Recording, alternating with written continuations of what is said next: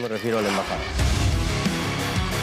Con 10 solcitos hacemos sopa, segundo y hasta postrecito. Déjenme curar o morir en mi casa. Disolver. Disolver. Disolver. Solamente me falta ser presidente del Perú. Terrorismo de imagen. Buenas noches, bienvenidos a Contracorriente. Y bueno, vamos a empezar con el nuevo escándalo, la nueva rabieta, la nueva pataleta de nuestra casera, Kira Alcaraz, que cacheteó, ¿no?, a un inspector de la ATU porque le habían puesto una papeleta y revisaron y tenía además una serie de papeletas impagas. Ella llamó a un comandante con el tono matonesco que aquí ya le conocemos porque la hemos vivido en carne propia. Ella amenazó y casi hasta se va, ¿no?, a los puños contra nuestra reportera Maricielo del Castillo cuando le preguntaba por una contratación de la novia de su hijo en las oficinas de la parlamentaria. Ahora vemos que este comportamiento es reiterativo y es un problema, es un peligro para la sociedad. Esta señora que anda por todos lados, absolutamente desbocada, ¿no?, violenta, y esto no ayuda pues a la imagen del Parlamento, que ya la blindó una vez, en la Comisión de Ética. Vamos a ver si este nuevo escándalo llega a algo para el bien del Poder Legislativo.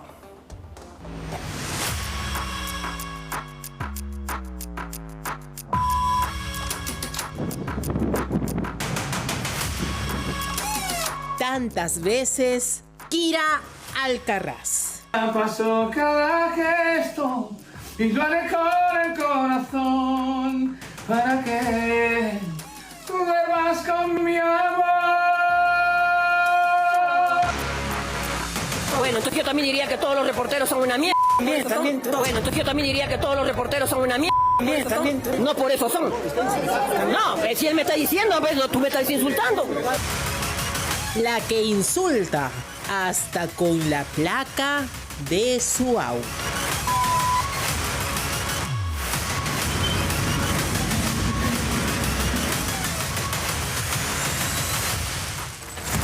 Y esta vez es acusada de agresión física por un inspector del Servicio de Administración Tributaria de Lima, SAT.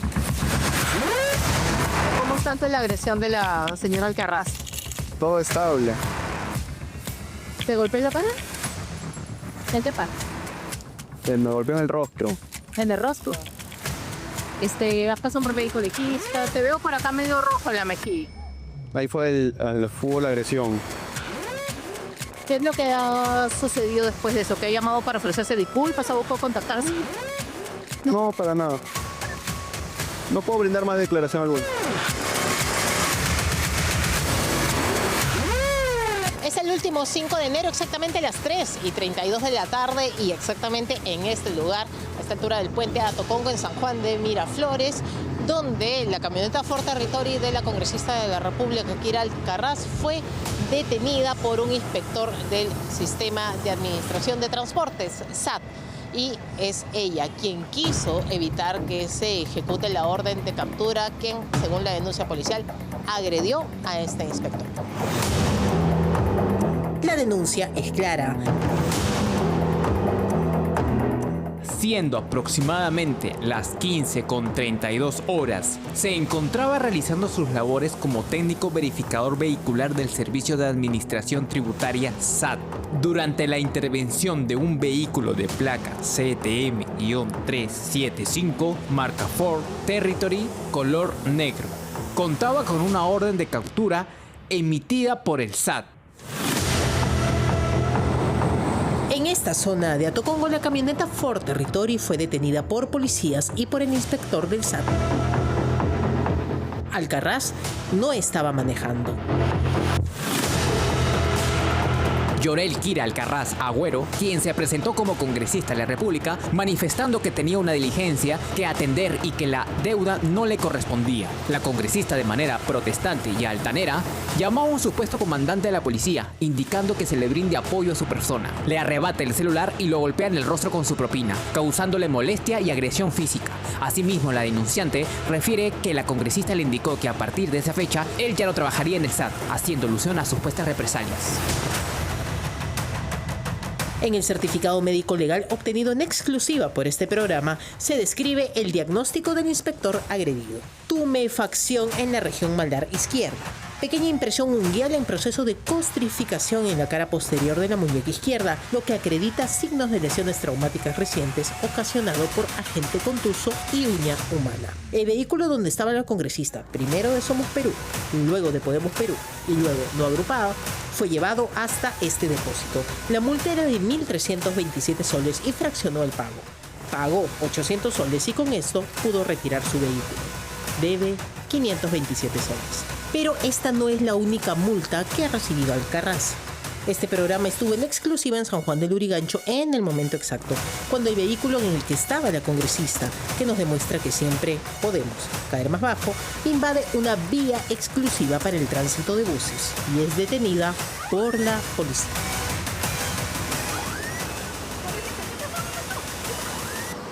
Se va.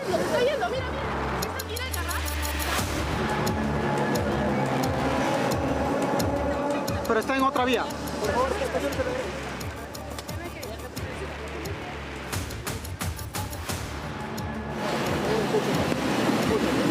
Cálmese. Voy a esperar que se vayan. Ya, cálmese, por favor. Ya, cálmese. Y como sabemos, no es la primera vez que la congresista muestra una actitud de este tipo.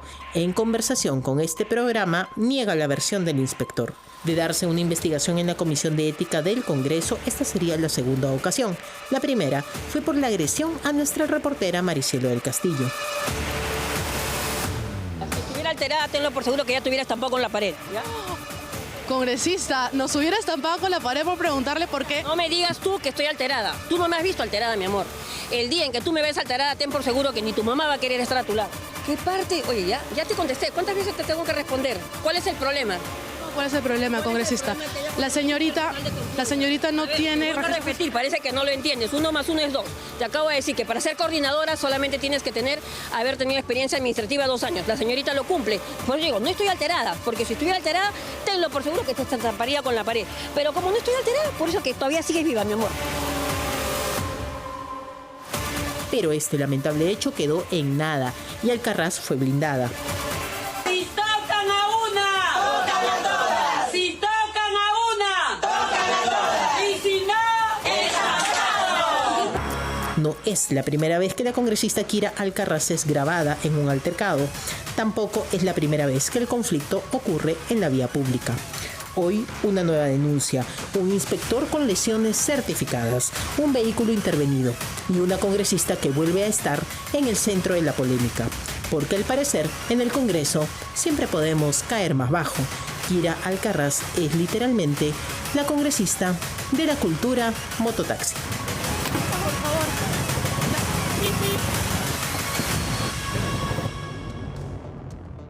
Bueno, ahí les hemos recordado estos episodios que hemos registrado en el que se le ve a esta callejonera en todo su esplendor, ¿no? No es la primera vez que comete una infracción de tránsito, lo hizo frente a nuestras cámaras. Y el policía de tránsito le dice, tranquilícese, señora, no, que se larguen esto de acá. Ahí está la placa, CTM, qué buena observación de nuestra reportera Stephanie Medina. Bueno, hemos visto aquí que hay un montón de cosas que ya en este momento debería estar evaluando la Comisión de Ética del Congreso, ¿no? O sea, ya se la pasaron una vez con estas declaraciones iracundas en contra de nuestra reportera Maricielo del Castillo, que estaba investigando una contratación irregular. Ahí está. CTM, la placa de Kira Alcaraz, lo máximo. Preciso, ¿no? Entonces, ella le empieza a preguntar, se altera y le dice, te hubiera estampado contra la pared. Si yo hubiese estado alterada en realidad, tú no estarías viva. Eso es casi ya una amenaza de muerte, ¿no? Aunque aquí no somos pues como Gorriti, que cualquier cosa es una amenaza de muerte. Entendemos que no le estaba amenazando de muerte en verdad, pero sí ha podido haber de repente levantado la mano. Como vemos, fue capaz de hacer en contra de este pobre agente de la ATU, que lo único que estaba haciendo es cumplir con su trabajo. Y de repente se encuentra con el demonio de Tasmania y lo agrede. Vemos que hasta no solo un golpe, sino que lo ha arañado, tiene una costra fruto de un rasguño que ha hecho con la uña. O sea, ¿qué es esto? ¿Qué es esto? El Congreso de la República puede tener a gente de diversa índole. No podemos impedir que una persona busque ser electa para representar a su pueblo. Pero sí podemos exigir que tengan un comportamiento digno de ostentar el cargo de representante del pueblo. O sea, tienes una curul, estás ahí en representación de todos los peruanos. ¿Cómo se puede comportar así? Que el propio Congreso no haga nada. Elvis Vergara, quien era el presidente de la Comisión de Ética, sí, Elvis Vergara, uno de los niños de Acción Popular, era el presidente de la Comisión de Ética. Y cuando Maricielo del Castillo la estaba entrevistando, le estaba encarando a Kira Alcaraz y estaba haciendo este escándalo y dando de alaridos ahí, por atrás, pasa Elvis Vergara y le dice, no sean acosadores a los periodistas. Y después él era el que tenía que sancionarla. Por supuesto que no pasó nada, ¿no? Porque se blindan, se protegen, negocian, intercambian votos. Después, a ver, tú ahí está, Elvis Vergara pasa por atrás y le dice, no sean acosadores. Y después él tiene que evaluar su caso en la Comisión de Ética y por supuesto que la blindaron. Y ahora probablemente la vuelvan a blindar porque al Congreso no le importa nada. Han perdido la vergüenza. Salvo honrosas excepciones, de verdad que la gente los odia. Y por esta razón. Y eso es peligroso para nuestra democracia, peligroso para nuestra institucionalidad. Más aún en un proceso de elecciones. Si no hay consecuencias esta vez en contra de Kira Alcaraz, le están haciendo un daño enorme a todo el Parlamento, al Congreso. Está bien lo que ha hecho el presidente del Congreso, Fernando Rospigliosi, en exigir que esta vez sí haya una sanción ejemplar en contra de esta persona que está fuera de control. A ver si hacemos algo, pues. Despierten, no se hagan odiar por blindar este tipo de cosas y proteger este tipo de acciones que no tienen excusa. Es que la gente los odia. Ya ni siquiera es que los desaprueba, no, los odian. Y eso es peligroso para la democracia. Sean responsables y esta vez sí sancionen a esta congresista que la verdad da vergüenza, ¿no? Da vergüenza. Muy bien, vamos ahora con el siguiente reportaje y tiene que ver con esta inhabilitación que el Jurado Electoral Especial de Lima Centro ha impuesto a Mario Vizcarra Cornejo, el hermano de Martín Vizcarra, que como es M. Vizcarra pretendía ser la locomotora del partido Perú Primero. Y claro, el tema es que hay una ley que prohíbe a personas que tienen una condena de corrupción firme postular a un cargo público. El espíritu de la ley es ese, que una persona que ya ha ostentado un cargo público y que ha robado, como lo ha hecho Mario Vizcarra cuando estaba en el CETAR de Moquegua, una anterior denominación regional, se hizo de $8.000 y lo condenaron, tiene una sentencia firme. Y la ley inhabilita a las personas que hayan cometido hechos de corrupción en la función pública para volver a postular al cargo. Ahora, claro, sus defensores dicen, no, pero es que no puede una persona no tener la posibilidad de rehabilitarse. Pero el espíritu de la ley sí castiga eso de manera severa para que no pueda postular. En todo caso, han habido algunas acciones de amparo presentadas al TC, pero no son vinculantes. Así que, bueno, si el día de mañana, que es que va a ir a exponer Mario Vizcarra al Jurado Nacional de Elecciones, ya en última instancia su caso, no le dan la razón, solo le va a quedar presentar un amparo que va a tener que correr y se va a demorar 1 año y medio. Y ya no va a poder postular. Sí van a poder postular diputados y senadores del Partido Perú Primero, pero ellos querían tener el nombre ahí, Vizcarra presente, y parece que lo van a perder. Más detalles en el siguiente reportaje.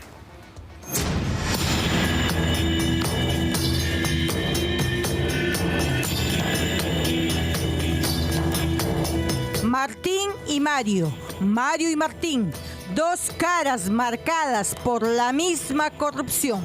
Hola, ¿qué tal? Soy Mario Vizcarra Cornejo, hermano de nuestro expresidente Martín Vizcarra. Así que con mucho cariño, mucho afecto, voy a preparar este lomo saltado. Este robusto personaje que se metió de la noche a la mañana y por los palos en la campaña electoral es el hermano de Martín Vizcarra. Y pese a que nunca dijo que fue sentenciado por corrupto, hoy su gran secreto ha sido revelado. Cuenta de su inescrupulosa actitud reptiliana frente al dinero del Estado. Que eso tenemos que evitar, que los corruptos nuevamente tomen el poder, porque van a llegar al poder solamente para delinquir, solamente para robarle al pueblo peruano, y eso es lo que intenta hacer Mario Vizcarra. Se trata de una sentencia impuesta hace más de 20 años por cobrar doble sueldo al Estado. Según la resolución judicial que obtuvo Contracorriente mientras era presidente del Consejo Transitorio de Administración Regional de Moquegua, CETAR Moquegua, lo que hoy es el gobierno regional de Moquegua, paralelamente cobraba otro sueldo del Estado por asesorarse a sí mismo. Así como lo escucha, fue más frío que el propio lagarto. Ahí vemos la verdadera naturaleza del señor Mario Vizcarra Cornejo, que es de beneficiarse personalmente cuando tiene un cargo en el Estado. Es decir, no busca un cargo para servir al pueblo, sino para servirse personalmente.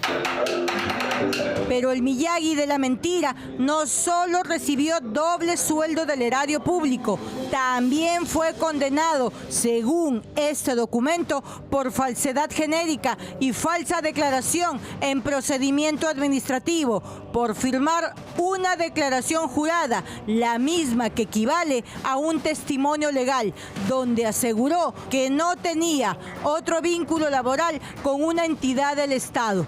Todo ello con la única finalidad de que se aprobara el contrato con el PNUD y así pueda cobrar $2,000 adicionales por 4 meses. Un faenón al estilo vizcarrista.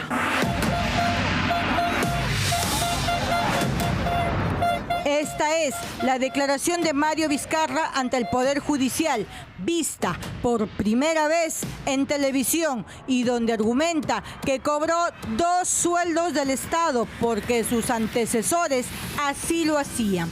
Para la Fiscalía, este argumento pueril es inverosímil porque Mario Enrique Vizcarra Cornejo tiene grado superior de estudios y ostentaba un cargo gerencial. Y esas son las brechas que vamos a eliminar, no solamente en Lima, sino en todo el Perú. El Estado debe llegar donde más lo necesite. La mentira le costó al candidato del partido de Lagarto 3 años de prisión suspendida y una reparación civil de 3.000 nuevos soles, la que en el colmo de la viveza nunca pagó. A criterio de los especialistas, para que exista una verdadera rehabilitación, se tiene que cumplir 2 ítems. 1, cumplir la pena y 2, pagar la reparación civil. Lo que llama la atención es la pena tan mínima que se le dio al señor Mario Enrique Vizcarra Cornejo. Y es que nosotros siempre hemos dicho, los hermanos Vizcarra Cornejo manejan el Poder Judicial y manejaban el Ministerio Público en Moquegua. Así también lo ha dicho el fiscal Chávarri, que Martín Vizcarra pudo archivar hasta 40 denuncias en Moquegua cuando era presidente regional. Me atacan usando como pretexto un viejo tema administrativo sobre un sueldo que el propio Estado... Sabido que nunca le pagó nada al Estado, Mario Vizcarra ha decidido ir por la prescripción. Es decir, como no te pagué a tiempo, hoy pido la prescripción para darme por rehabilitado. Debes pagar 2 cosas. Primero tu pena, cumplir tu pena, y 2, cumplir con el pago de la reparación civil. El resarcimiento por el daño ocasionado. Claro, que pides la prescripción es porque le estás tirando por remor por el Estado. Eso es lo real. Distinto de ellas sería, no, pido la rehabilitación porque ya cumplí mi pena, pero por si acaso la reparación civil ya se entiende porque ya está cancelada, ya la pagué. Por eso, ¿por qué pediría la prescripción? Reitero, pedir la prescripción es porque no he pagado y ya no me puedes obligar a pagar. Ese es el sentido de la prescripción. Porque si no, si yo pagué, ¿para qué pido la prescripción? Simplemente dame mi constancia, no deudo, porque te pagué. Lo cierto es que los adeptos y corifeos del vizcarrismo hoy dicen que él pagó la reparación civil por agraviar al Estado. Sin embargo, no ha podido acreditarlo con un respectivo voucher. Otra vez, el perro muerto al Estado. Para cualquier persona, yo pido la prescripción porque no pagué. Yo pido que se pronuncie indicando que he pagado la reparación civil si he pagado. Son dos opciones. Yo he escuchado al señor Alejandro Salas decir y manifestar de que sí se pagó. Totalmente falso.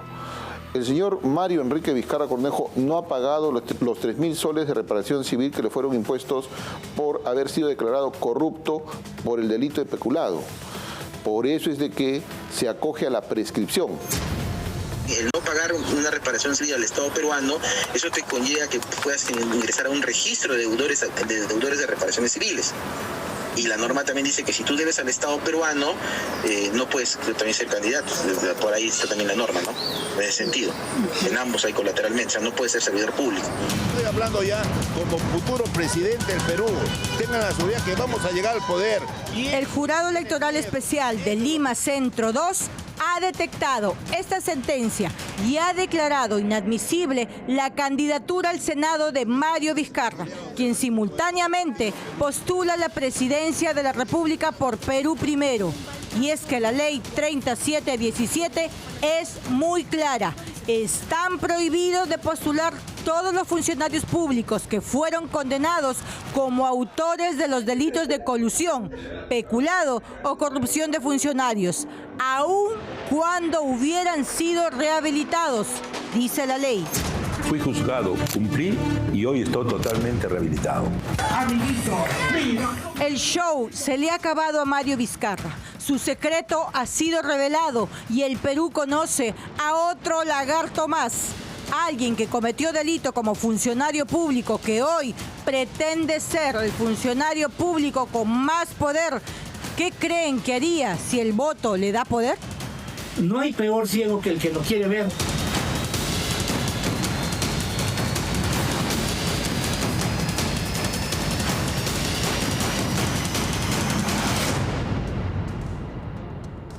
Bueno, y para escuchar la otra parte, siempre practicamos periodismo responsable aquí, hemos invitado a Alejandro Salas, quien ahora está en el partido Perú Primero y es abogado, además de esta causa. ¿Cómo estás, Alejandro? Qué gusto de tenerte aquí.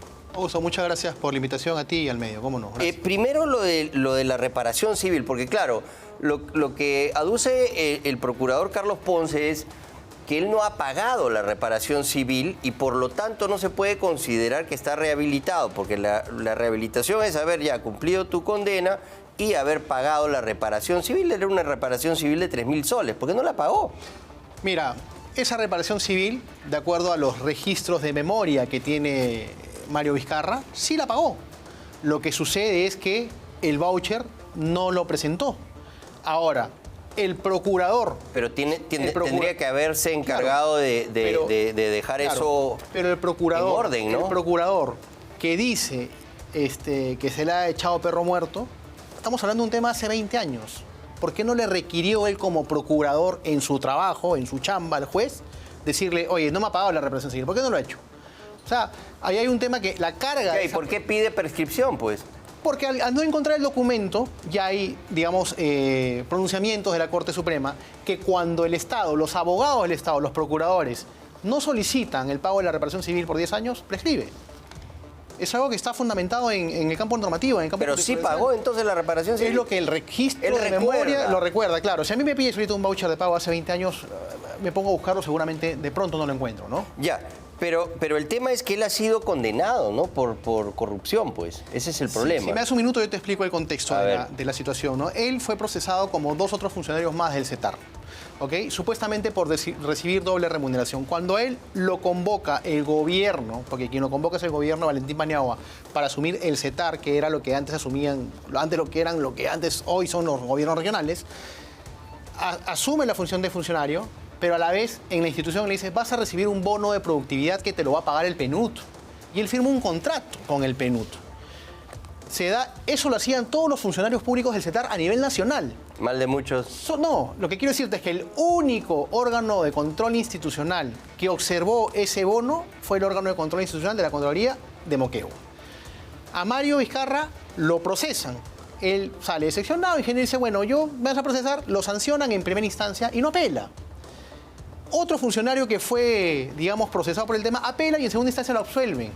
Ya, pero no es el caso de Mario Vizcarra. No, te estoy diciendo... Él está condenado. Te estoy diciendo porque se habla mucho de que ha robado, que le robó al Estado. A otro caso similar lo absolvieron en segunda instancia. Él no apeló, él dejó la sentencia consentida. Lo que pasa es que la plata del PNUD también es asignada para el Perú, ¿no? Pero entonces, caso, si se la lleva él por doble remuneración, que sí está prohibido, es pero bueno, en todo caso, un acto de corrupción. En todo caso lo inducieron al error, ¿no? Lo inducieron al error. Pero por supuesto, si te hacen firmar un contrato para que recibas un bono de productividad, para que asumas un cargo, te inducen al error. Pero cualquier funcionario sabe que no puede cobrar dos remuneraciones del Estado, pues. Bueno, a ver, era la primera vez que él era funcionario público invitado, digamos, por el gobierno para asumir el tema de CETAR. Mario Vizcarra no es abogado. O sea, no tiene muchas aptitudes para gobernar, ¿no? No. Mario Vizcarra es un ingeniero de la UNI. O sea, cualquiera no te ingresa a la UNI y te sale egresado a la UNI. Pero para gobernar un país...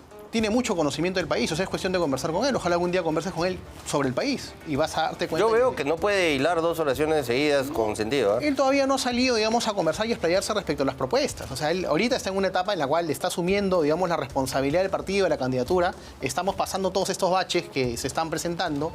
Y bueno, y vamos a saber, nosotros consideramos con optimismo que vamos a poder pasar este tramo, ¿no? ¿Qué va a pasar mañana? Se ha anunciado que va a presentarse el propio Mario Vizcarra. No sé si es en el jurado electoral especial aún para hacer esta apelación o para pedir que lo revisen ya en la última instancia. ¿Cuál es el procedimiento? Nosotros hemos sido notificados el día lunes de la resolución del jurado electoral especial. Son 3 días hábiles para apelar que se vencen el día de mañana jueves.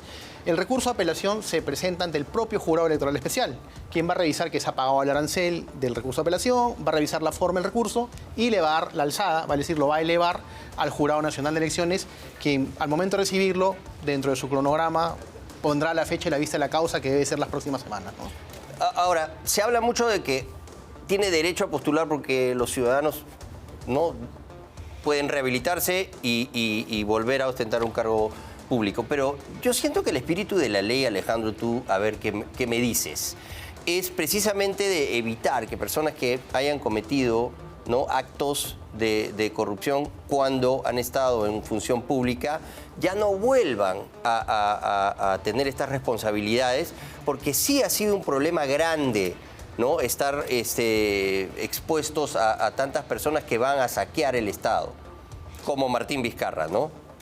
Bueno, ahí discrepo el tema de Martín Vizcarra. Podremos hablar de Martín Vizcarra en otro momento. Conozco toda la carpeta fiscal y como vos la he visto, ¿no? Pero creo que eso podemos conversarlo en otro momento. Respecto al tema de Mario, mira, ¿qué pasa con esa ley que es una ley imperfecta, la 3717? ¿Por qué es imperfecta? Porque no te modifica el Código Penal.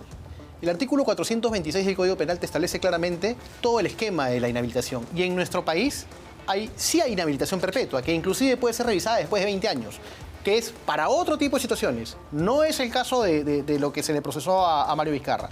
Entonces, el Código Penal te dice que una vez que tú has cumplido, digamos, el campo de la sanción, te rehabilitas. Es por eso que el Tribunal Constitucional le dice a esa ley y conmina al Jurado Nacional de Elecciones, oye, no la apliques. Esto es, por control difuso, esto es evidentemente ilegal, es inconstitucional. ¿Por qué? Porque el Código Penal mantiene quien te sanciona las limitaciones del Código Penal. Son casos concretos, ¿no? O sea, finalmente los amparos son personales y no son vinculantes, ¿no? El artículo 4 del Código Procesal Constitucional te dice lo siguiente, ¿no? Te habla de los precedentes vinculantes, pero también te habla de la doctrina jurisprudencial. La doctrina jurisprudencial son todos los pronunciamientos que emite un órgano competente en diversos casos. ¿Para qué? Para que en otros casos similares que se presenten en otros organismos, en este caso, por ejemplo, el Jurado de Elecciones, el juez o los magistrados que van a analizar tomen esa doctrina jurisprudencial para poder, digamos, resolver. Es más, el tribunal conmina y exhorta al Jurado de Elecciones a que en casos similares... Esta ley más que ser una ley no para tratar de impedir un delito es una ley que busca la profilaxis, ¿no? De limpiar a nuestra política de personajes que han tenido este tipo de episodios y que tanto daño le han hecho a nuestro país. Mira, seguramente la intencionalidad puede ser buena, pero hay intencionalidades que no son constitucionales y afectan principios humanos. En la participación política es un derecho humano, está consagrado así. Pero el TC no ha dicho que es inconstitucional esa ley, ¿ah? Mira, fíjate que ha dicho que es inconstitucional. La frase la ha declarado inconstitucional. Así estén rehabilitados, la ha declarado inconstitucional para temas de terrorismo y apología al terrorismo. Pero ese es otro caso. Pero imagínate. Es específico de eso. Pero es lo más, pues. Es lo más. O sea, un sentenciado por terrorismo te puede llevar una pena de 20, 25, 30 años con todo el daño que esos miserables hicieron al país. Y a una persona que la sancionas... ¿Pero usted ha sido ministro de un terrorista? No, ahí te equivocas. Yo soy un absoluto demócrata que quise apoyar el campo democrático en el país. Pero no conocías las vinculaciones que tenía Pedro Castillo con Movadef. Mira, y saliéndonos del tema, revisa las declaraciones de Pedro Castillo que ya me parece en Huánuco, cuando él me pide un consejo, y dije, toma un micro para que le digas al país con fuerza que tú no eres ni terrorista ni comunista. Y lo hizo. Y lo hizo, porque ese es el miedo que tiene el país. Pero nombró a un senderista ministro del Trabajo, Iván Maraví, para que legalice su partido, que era el Sute Condare. En política la bronca tienes que comprártela adentro. Y yo me la compré adentro. Y hubieron personas que sí lo ayudaban en el campo democrático, como que sí, hubieron trasnochadores que ponían otro tipo de ideas.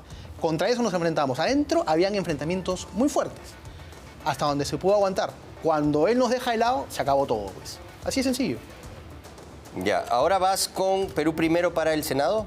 Sí, voy al Senado Nacional. ¿Y qué va a pasar con ustedes si la plancha se pierde y no tienen éxito en...? Bueno, en el supuesto negado, porque nosotros tenemos el optimismo... En la última instancia, ¿no? Tenemos el optimismo que Mario Vizcarra... ¿Crees que sí lo van a habilitar? Sí, por supuesto. No podemos vivir en acomodar el tablero electoral. Ya las normas creo que están claras. El Tribunal Constitucional ha manifestado abiertamente que, digamos, esta norma es inconstitucional, esa frase es inconstitucional. No existe la inhabilitación perpetua para estos casos en el país y no se puede resolver en contra de la ley. Creo que esas no son las reglas, digamos, con las cuales ya se ha venido resolviendo. O sea, ya se ha inclusive... Mira lo que hace el Jurado Electoral Especial. En su resolución... Pero, o sea, el tema de la rehabilitación requiere el pago de la reparación civil. Es por ahí donde creo que no van a poder convencer al final, ¿no? No, eso ya está resuelto. Ya el juzgador, digamos, el juez encargado de la ejecución ha dicho, cumpliste tu sanción. Y efectivamente, a ver, el procurador requirió el pago, no, 10 años, listo, prescribió, pues. Y ya ese tema está cerrado. Pero el procurador ha apelado, ¿ah? Bueno, mira, existe en nuestro país... El procurador apela con bastante desconocimiento del derecho. Porque en materia penal, toda resolución penal que favorece a un ciudadano... Pero no es cosa juzgada que favorece... No, ya es cosa juzgada. En materia penal, toda resolución... En última instancia no, pues. Te lo digo, pero déjame solamente terminar. En materia penal, toda resolución penal que favorece a un ciudadano, la apelación no es con efecto suspensivo. No se suspenden los efectos de lo que te ha favorecido. ¿Ok? Eso está establecido en el propio Código Penal. No todo, depende de la resolución, ahora, no, ese se llama un principio pro libertate, así se denomina. Tanto así que la apelación que presentó ese procurador ya se la declararon improcedente. Porque es una resolución que favorece a un ciudadano. En materia penal, lo que favorece a un ciudadano permanece, no se suspende sus efectos. Y eso es algo que quienes hablan, no, que se suspende, que no quedó consentido, que son abogados, y los escucho, deberían leer un poquito más el Código Penal, ¿no? Ya, escúchame, ¿qué va a pasar si, ustedes están optimistas, cree que puede ser nuevamente habilitado para postular Mario Vizcarra, pero en el caso de que se caiga la plancha, diputados y senadores continúan? Sí, continúan, claro. Sí, recordemos que son elecciones paralelas. Ya, pero ¿te preocupa que ya no tengas ahí el nombre Vizcarra para mover el tren o no? Mira, yo creo que al contrario. Fíjate tú, son tan pocos inteligentes los que presentan la tacha. ¿Tú crees que los votos de Mario Vizcarra, que está arriba, porque las encuestas dicen que está arriba con otros más, ¿tú crees que se van a ir a López Aliaga? ¿Tú crees que se van a ir a Keiko? A mí no es indiferente. No es indiferente, pues. O sea, mira, ¿quién presenta la tacha? El LAPRA. Los votos se van a ir seguramente con quien la gente considere que va de la mano con Mario Vizcarra en una posición de centro. Entonces, o sea, los votos, Mario Vizcarra no le va a dar votos pues, a los que nos están tachando, ¿no? Pero sobre la base de eso, nosotros tenemos el optimismo que Mario Vizcarra va a continuar en carrera. Va a continuar en carrera y, por supuesto, que viva la fiesta democrática, ¿no? Que sea el pueblo quien elija... Pero también estabas optimista de que a Martín Vizcarra no le iba a pasar nada y no fue el caso, ¿eh? Mira, lo de Martín Vizcarra es un tema que está en apelación, en el fuero ordinario, inclusive en el fuero ordinario, que son 2 instancias, en segunda instancia te asiste la presunción de inocencia. A Martín Vizcarra todavía le asiste la presunción de inocencia. La segunda instancia, inclusive, al momento de resolver la apelación a Martín Vizcarra, lo podría hasta absolver. ¿Tú piensas que es inocente Martín Vizcarra? Yo he revisado las carpetas. No es que creo que yo piense ni me llevo de las narrativas. He revisado la documentación y como abogado sé lo que es una prueba indiciaria, sé lo que son indicios y sé lo que son pruebas directas. Hay una nueva, o sea, yo lo entrevisté, es una entrevista que todos recuerdan cuando él era presidente y se escudaba mucho de que el proceso de UNOPS lo blindaba de potenciales casos de corrupción. Hace algunos días el diario El Comercio ha mostrado algunas minutas de cómo fueron esos procesos de UNOPS y lo que han encontrado es que Vizcarra se había entrometido en el proceso y le da información para que baje el monto en el caso de Hospital de Moquegua, ¿no? Y que incluso UNOPS vulneró su propio manual de funciones en ese caso. Cosa que yo en ese momento se lo hice ver. Le dije, bueno, al final UNOPS te puede recomendar la terna, pero tú tienes que firmar como gobernador regional. Y por ahí tú puedes exigir, a cambio de estas coimas, que se dé la firma y si no, se cae todo. Pero él delegó ese proceso, ¿ah? O sea, él delegó a UNOPS. Delegó a otro funcionario para el tema de la firma. Lo delegó. O sea, él se puso un pero él era el... No, pero esas son especulaciones. Gobernador. No es especulación. Pero claro, pero ya él era... es especulación. Él era el gobernador. Mira, José Hernández, que era una persona muy cercana a él, había sido ministro a su lado, íntimo amigo, entrega sus 2 teléfonos, en donde se ve toda la coordinación que él hace y de muchas otras cosas, incluso cómo confabulaba con los fujimoristas para tumbarse a PPK. Y en ese testimonio, José Hernández es muy claro. Y la geolocalización de los teléfonos los ponen a los 3 en la casa de José Hernández en La Molina, donde describe cómo le entregan el saldo de lo que debía, porque ya él era vicepresidente. Ahí hay otro error. El teléfono de Martín Vizcarra no estaba en la casa, estaba por el Jockey Plaza. Bueno, y hasta ahí llegó la geolocalización. No pudieron probar que estuvo en la antena, pues, cerca de ahí. Pero bueno, son especulaciones. Pues. No es derecho penal. Pues eso es una prueba técnica. En el derecho penal tiene que haber certeza. Sí, hay certeza, hay declaraciones de todos los implicados. En el derecho penal, ¿a quién favorece la duda en el derecho penal? Hay un aluvión de pruebas en contra de Martín Vizcarra. Hay un aluvión de narrativas. No, señor. Bueno, no. Augusto, pues te digo, yo he leído las carpetas. O sea, yo también. Es por eso que estamos en apelación. Sí, yo también las he leído. Es impresionante la cantidad de pruebas que hay. Es sólido el caso. Es por eso que estamos en No apelación. se va a salvar. Y me preocupa que no puedan ser capaces de decir, bueno, sí, pues este señor delinquió y bueno, nosotros vamos por otro lado. No, eso no te debe preocupar. O sea, lo que nos debe preocupar en el país es que a una persona no se le permite defenderse. Él está ahorita en segunda... Sí, le ha permitido defenderse. Por eso, él está ahorita en segunda instancia y veamos ahora los magistrados de la sala que van a ver el caso puedan evidenciar lo que justamente se está argumentando, que Edwin Sincha lo está argumentando muy bien. Edwin Sincha es el abogado de este caso, pero obviamente compartimos en una mesa legal muchas veces las discusiones sobre los tomos por los cuales ha sido procesado, ¿no? Ya, y si le ponen una sentencia firme a Martín Vizcarra, ¿ahí qué va a pasar? Mira... Te invito, te sientas acá conmigo. No, sí, claro, por supuesto. Yo nunca me he corrido, Augusto. No, yo sé, por eso. Yo te agradezco que estés acá. Pero no, gracias a ustedes, más bien por no, es lo que corresponde. Pero quedan otros mecanismos más, ¿no? O sea, seguramente que hará una revisión ante la Corte Suprema, ¿no es cierto? Que harán vías constitucionales, que harán vías supranacionales. Es un camino legal seguramente largo. Nosotros queremos que se acabe en segunda instancia. Pero bueno, esperemos qué es lo que vaya a suceder con la justicia, ¿no? Ya. Este partido, ¿cuál es la línea? Porque te hemos visto iniciar en Somos Perú. Sí. La información que nosotros teníamos era de que la cuota que negoció Patricia Lee con Pedro Castillo, la cumpliste ahí en el gabinete, en el Ministerio de Cultura, luego de Trabajo. Y que finalmente termina saliendo... Es un desastre el gobierno de Pedro Castillo, da un golpe de Estado. Bueno, no estuviste involucrado en eso, me queda claro, eso sí, te la doy. Pero ahora estás en Perú Primero, tu hermano Martín Salas está en APP. ¿Cuál es la línea ideológica que tienes y que defiendes? Porque es un espectro bastante amplio, ¿no? Desde Pedro Castillo... Hasta Somos Perú. Yo te agradezco la pregunta. Sí. Yo me inicié desde los 17 años repartiendo volantes para Alberto Andrade.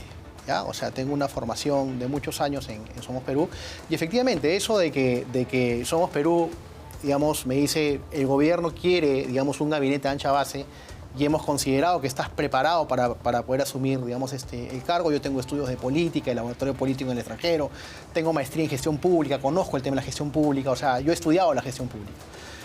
Tengo estudios de marketing político, todo el tema vinculado al político. Entonces me dicen, ha habido una reunión que ha convocado el presidente a diversos partidos políticos. Me parece que esa reunión fue un 17 de diciembre del 2021, que fue pública, donde Pedro Castillo hace público que quiere convocar a diversos partidos para que lo ayuden a conformar un gabinete ancha base. Algunos partidos fueron, otros no fueron. Y bueno, yo lo conozco a Pedro Castillo cuando me convocan para asumir el cargo, cumplo el encargo, voy. Y sí, pero lo conocía a Martín Vizcarra de antes. Martín Vizcarra hizo una campaña al Congreso con quien te habla, por Somos Perú. Él fue elegido congresista, no pudo asumir porque lo inhabilitó el Congreso. Y con José Gerí también, ¿no? José Gerí, claro, era... A ver, ¿cómo quedó esa elección? Esa elección quedó... a Martín Vizcarra lo inhabilitan. Gerí es el excesitario de Vizcarra. Claro, y digamos, en los últimos conteos del voto, creo que Gerí me termina ganando a mí por 600 votos, ¿no? O sea, era... Si no, ahorita serías el presidente. Yo creo que no. Yo creo que no, porque mi posición es distinta. O sea, yo no le hubiese sonreído ni al fujimorismo ni a Alianza para el Progreso. Pero sí le sonreíste a Pedro Castillo. Quise ayudar al país, Augusto. Me metí al pleito. Otra cosa es mirar el tema de afuera, otra cosa es meterse ¿Pero y al pleito. cómo ayudaste al final? Mira, había en gente... cultura, en trabajo, ¿qué pudiste hacer? Nada. No se pudo hacer nada, en un gobierno un desastre. Se trataba... No, se hicieron muchas cosas. O sea, hubo muchas cosas que no se pudieron exponer porque todo el día era un tema de conflictividad política. O sea, el Congreso, también hay que decirlo, no dejó gobernar. O sea, yo he vivido eso y era duro. O sea, a mí el Congreso nunca me interpeló ni me censuró. Porque obviamente sabía que a mí me daban micro y iba a ir a reclamar también respecto de las voces que estaban imputando a Pedro Castillo, que a muchos de ellos los conozco en la formación política. Entonces, de una u otra manera, fue un gobierno que no tuvo la oportunidad de poder, digamos, desarrollarse ni mostrar algo más, debido a que la conflictividad política fue muy dura y muy intensa, ¿no? Entonces, bueno, yo me metí al pleito, hubo gente que ayudó mucho. Yo reconozco mucho, por ejemplo, en Curburneo, reconozco mucho antes de Curburneo, Oscar Granja, funcionarios del BCR que fueron ministros de Economía, en César Landa, por ejemplo, personas que hemos ayudado a la democracia, el mismo Félix Chero, ¿no? Personas que hemos ayudado al campo democrático y a darle una voz a Pedro Castillo de que el país tiene que seguir un lado que la gente esté tranquila, ¿no? Mientras que hacíamos eso, internamente habían otros conflictos. Mega corrupción, ¿no? Y era muy duro, ¿no? Y el Congreso por otro lado, entonces fue difícil. ¿Pero no te diste cuenta? ¿De qué? De esa corrupción rampante adentro del No, porque mira, yo ingreso de... A ver, el gobierno de Pedro Castillo en sus 6 primeros meses es su declive. O sea, sale el tema de Zaratea, sale el tema de los sobrinos, sale el tema de Karenín López, de Samir Villaverde, ya, claro. Un escándalo. Yo ingreso después de todo eso. O sea, él pide soporte a otros partidos políticos, ¿no es cierto? O sea, yo no estuve en esos momentos del caso de Bruno Pacheco. O sea, yo entro después de todo. Pero después hubo niños y otras cosas, Mira, yo cuando entré al gobierno de Pedro Castillo, él tenía su aprobación, había bajado a 19%. Cuando Pedro Castillo lee el 7 de diciembre lo que nunca debió leer, él tenía 33% de aprobación. Y esa es información. No lo iban a vacar. No lo iban a vacar. Yo iba ese día al Congreso a defender la vacancia. Estábamos consignados César Landa, quien te habla. Y bueno, no habían los votos, es la información que teníamos. Todos teníamos esa información. No, pero se mandó con esa macana que, bueno, ya solamente él la entenderá, ¿no? Bueno, ok, Alejandro, te agradezco por haber estado aquí. Y bueno, es lo que corresponde. Hemos criticado duramente aquí a Mario Vizcarra por este caso y queríamos escuchar y ofrecer, por supuesto, la versión de su defensa también. Te agradezco, Augusto. Gracias, Alejandro. Gracias al medio. Muy bien. Okay. Vamos a hacer una pausa y regresamos con más aquí en Contracorriente. Siente el Perú en danza, una experiencia inmersiva asombrosa. Adquiere tus entradas en Join Us. Conoce más en www.danzaperú.pe.